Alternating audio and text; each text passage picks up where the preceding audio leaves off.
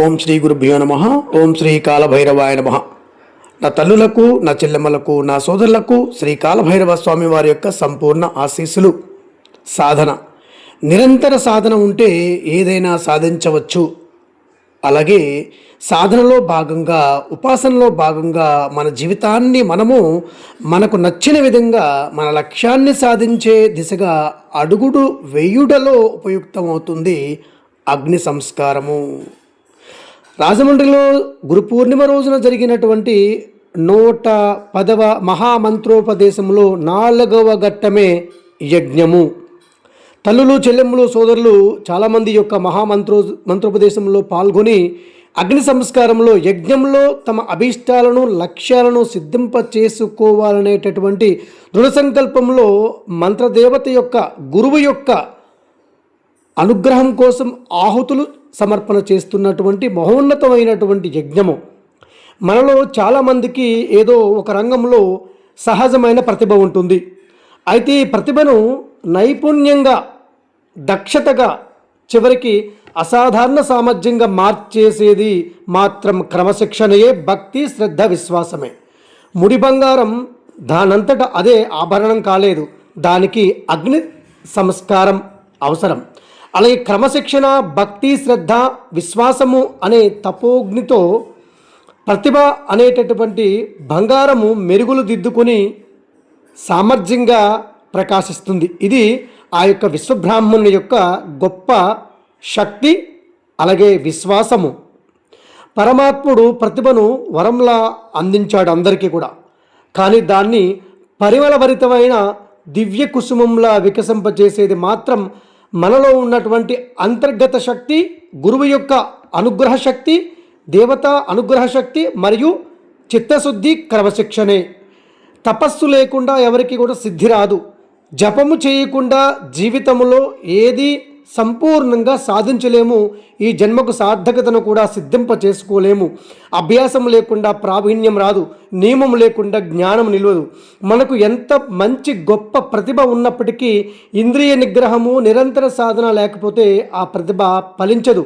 అర్జునుడు సహజ సిద్ధంగా ప్రతిభావంతుడే, కానీ అతన్ని సాటిలేని విలుకాలుడిగా నిలబెట్టింది మాత్రము నిరంతర సాధన, ప్రతిభ, జప సాధన, మంత్ర సాధన, భగవత్ అనుగ్రహం కోసం నిత్యం చేసేటటువంటి ఒక ప్రక్రియ. ఒకసారి రాత్రివేళ భోజనం చేస్తుండగా వెలుగు లేకపోయినా సరే చెయ్యి సహజంగా నోటి దగ్గరికే చేరుతుంది అని మనందరం కూడా గమనించాం. ఆయన అదే గమనించాడు. ఆ క్షణమే అభ్యాసం వల్ల, భక్తి శ్రద్ధల వల్ల చీకటిలో లక్ష్యాన్ని ఛేదించవచ్చు అనేటటువంటి ఆలోచన అతనిలో మెదిలింది. అప్పటి నుండి రాత్రి వేళల్లో నిరంతరం సాధన కొనసాగించాడు. నిద్రను జయించి గుడాకేశుడిగా పేరు పొందాడు. కఠోర సాధనతో, భక్తి శ్రద్ధలతో, శబ్దవేరి విద్యలో అఖండ ప్రజ్ఞను సంపాదించాడు. క్రమశిక్షణే అతన్ని సవ్యచాచిగా, అసమాన విద్వాంస, ధనుర్విద్య విషాదుడుగా తీర్చిదిద్దింది. ఒక లక్ష్యాన్ని తీసుకొని దానిపైనే మన మనసును కేంద్రీకరించడం, క్రమశిక్షణ, భక్తి శ్రద్ధ లేకుంటే సాధ్యం కాదు. ప్రతిభ కలిగి ఉండడం గొప్ప విషయమే, కానీ ఆ సాధారణ పనులకు అసాధారణ నిబద్ధతతో చేయడం అంతకన్నా గొప్పది. వాస్తవానికి ప్రతిభ లేకపోవడం కన్నా క్రమశిక్షణ లేకపోవడమే పెద్ద సమస్య. విజయవంతమైన వ్యక్తుల జీవితాల్లో మనం చూసేది వారి గెలుపును మాత్రమే, కానీ ఆ గెలుపు వెనకాల వారి యొక్క నిరంతర కృషి, అచంచలమైనటువంటి పట్టుదల, క్రమశిక్షణ తరచుగా మనం గమనిస్తూనే ఉండాలి. ప్రతిభ మనల్ని వేదికపైకి తీసుకురాగలదు, కానీ ఆ వేదికపై స్థిరంగా ఉంచి మన గౌరవాన్ని నిలబెట్టేది మన క్రమశిక్షణ, మన యొక్క భక్తి శ్రద్ధలు. సంచలమైన మనస్సును అదుపు చేసి సహజ ప్రతిభను దక్షతగా మార్చేవి అభ్యాసం, వైరాగ్యం. భగవద్గీతలో శ్రీకృష్ణుడు చెప్పినట్లుగా అభ్యాసేన తు కౌంతేయ వైరాగ్యేన చ గృహ్యతే. క్రమశిక్షణతో జీవించడం మొదట్లో కష్టంగానే అనిపిస్తుంది. కొన్ని ఇష్టాలను వదులుకొని నిరంతరం శ్రమించాలి. క్రమశిక్షణ వల్ల కలిగే తాత్కాలిక అసౌకర్యమా, లేక దాన్ని విస్మరించడం వల్ల జీవితాంతం వెంటాడే పశ్చాత్తాపమా, ఈ రెండిట్లో దేన్ని ఎంపిక చేసుకోవాలన్నది మన వివేకంపై ఆధారపడి ఉంటుంది. క్రమశిక్షణ మనల్ని బంధించే శిక్ష కాదు.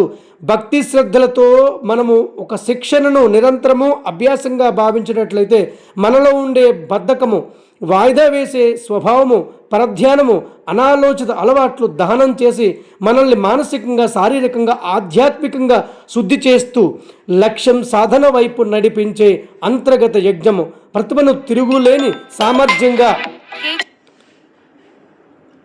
సామర్థ్యాన్ని సాఫల్యంగా మార్చే శక్తి కేవలం క్రమశిక్షణకు మాత్రమే ఉంది. శుభం.